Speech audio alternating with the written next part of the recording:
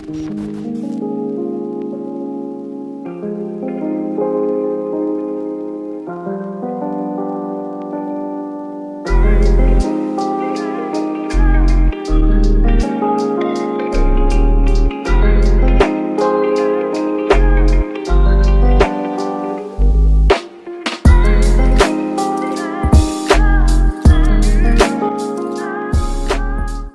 is up, guys? Welcome back to the videos. Mikey from jdmicon here, and in today's video we are not going to be talking about the 350Z, but we're going to be talking about the R32 Skyline. In case you guys aren't caught up with the videos, we actually picked up this R32 last summer. It was sitting in someone's backyard for like 7 to 8 years, literally untouched. It needed a lot of body work, which we all did. It has a fresh paint job. We're basically working on getting it back to stock before we do any mods and stuff like that. Although I love my 350Z so much, I think it's time to make some videos on the R32 and take it for a spin. And basically this video will be about what it's like owning an R32 and is it worth all the hype, because lately the JDM cars have been skyrocketing in price.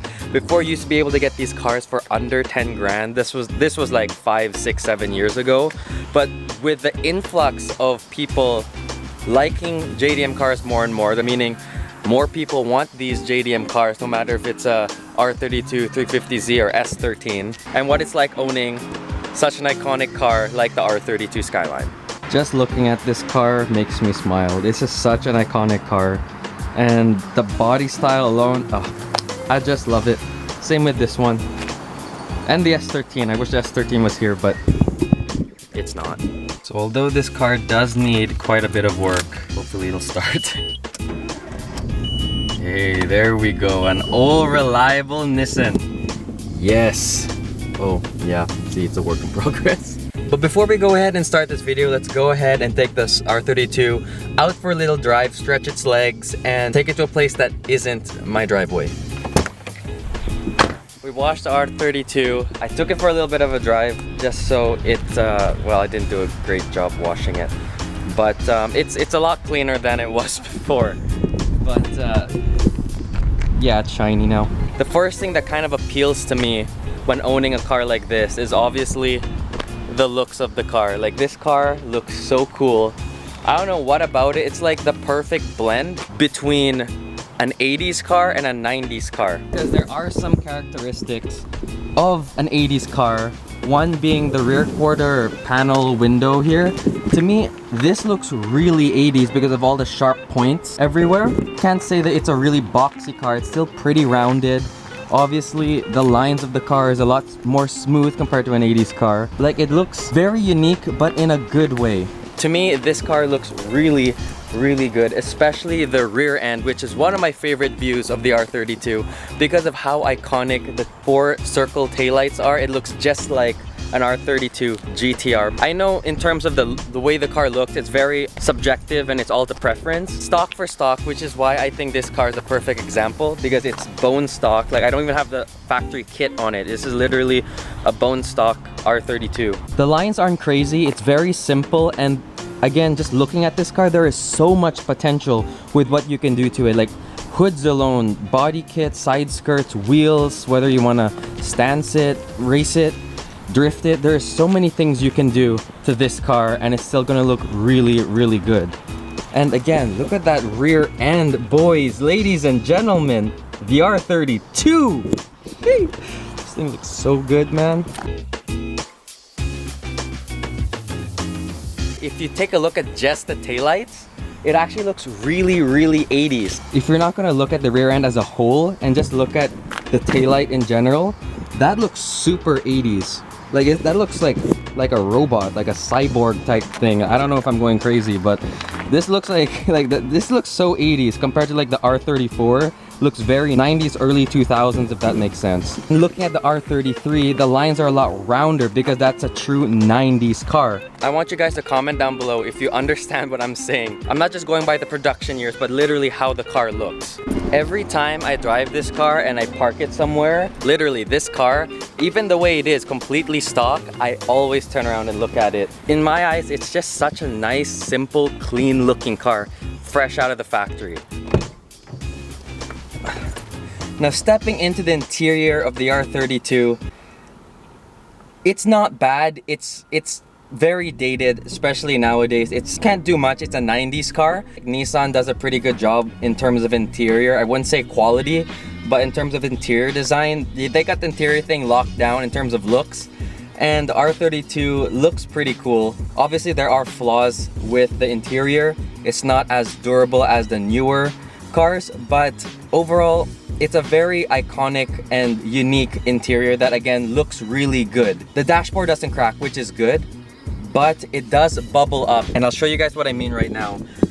Like, there's a bubble here. All R32s kind of have it. It's this vinyl that lifts up over time, and obviously the steering wheel deteriorates over time, and well, it's like a 30-year-old car right now. These are the stock seats. They don't look like much, but honestly they feel a lot sportier than my 350Z seats. It could be because this isn't leather, it's like a cloth fabric material, but these hold you in, and there is adjustable bolstering on the side, which is insane for a car from 1992, 1993.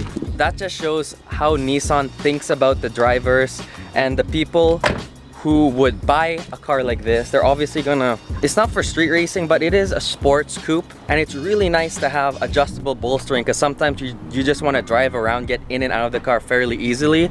You can adjust the seat and have it more of a relaxed seat, as opposed to something that has really crazy bolstering, which is more of something that you would want on the racetrack or drifting. This is probably my favorite thing about the R32, is how unique all the functions here are. Like, obviously nowadays we have a lot of functions on the steering wheel. This doesn't even have an airbag, but they thought of how close everything's gonna be, and they made it really easy for the driver to access all of these different functions using only your fingertips.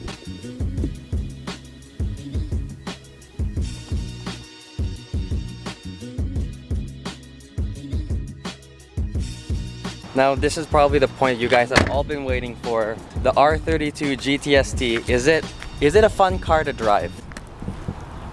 Yeah, it's a really fun car to drive, especially when you have the rear end all gripped up with good tires. This one doesn't really have good tires, or super old, but I feel like the potential of this car, even bone stock, would be insane, because the car, first of all, sounds really, really good.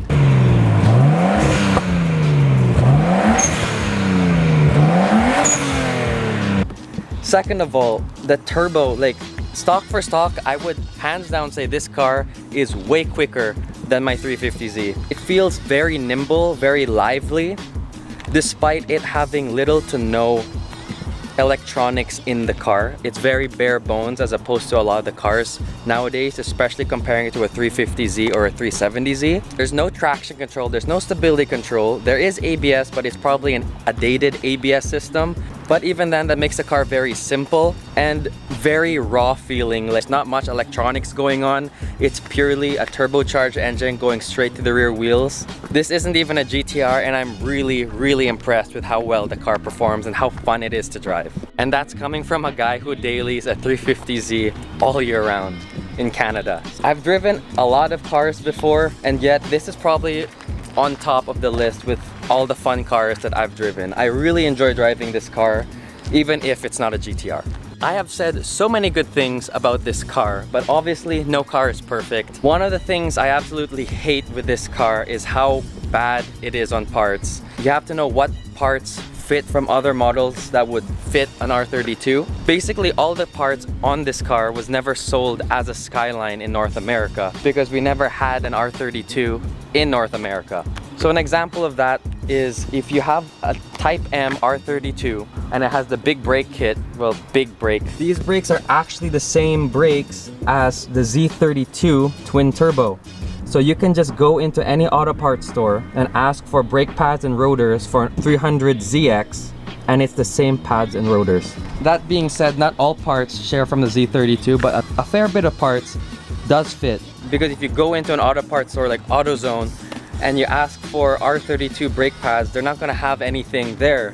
They may not know they even have it. When it comes down to it, you gotta know your cars when owning a car like this, because if you don't, you're gonna hate owning this car. Obviously, body parts is a whole different story. So you're gonna have to rely on part outs, Facebook Marketplace, and obviously buying the parts online, which isn't the most practical thing, especially if you need a part as soon as possible to get the car back on the road.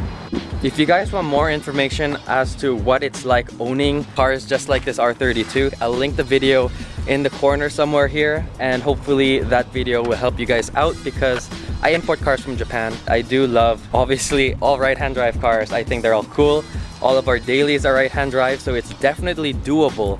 Last but not least, my overall opinion on the car. Is it worth the hype? Is it really as cool as the internet says it is? Honestly, it's a really fun car, but you can't run away from the fact that it is a 90s car. A lot of things are dated. If you're looking for a cool daily driver, I would not recommend this car, especially if this is your first and only car that you are gonna be having and dailying every single day. I would highly not recommend this car. But if you're looking for a car to have fun in and drive once in a while, and you have your own designated daily, I would not daily an R32. But if you are looking for a car, like a project car that you want to work on and keep for a long time, have fun with, I would highly recommend this car. This car is so much fun to drive, and yes, it is as fun as the internet says it is, because this car will not fail to put a smile on your face when it's not broken. When the car is running and driving, working right, this car is so much fun. Even bone stock, I would say, I see why everyone loves drifting true 90s cars, because they just feel raw, they feel different. There's no, like I said before, there's no electronics going through. There's not so many electronics going through this car. It feels really good, and I wish I could show you guys and have you guys experience a car like this through video. From the engine sounds, the way the car feels and handles, it is such a fun to drive car. And I would highly recommend, if you guys have the budget to buy an R32 in today's market, I would highly recommend you buying one, because it's not only a fun car to drive, it is also an investment as long as you don't overdo it with modifying and driving the car. But it is such a fun car to drive, and I wish I could have you guys experience this car for yourselves, and I'd highly recommend it to all of you guys. So thank you guys so much for watching this video. I really hope this video helped you guys, or it was entertaining for you guys to watch. I also hope it gave you guys some information and insight on what it's like owning an R32. But anyways guys, thank you so much for watching this video. If you enjoyed it, remember to leave a like, share with your friend, and subscribe to the channel. I'll catch you guys in the next one. Peace.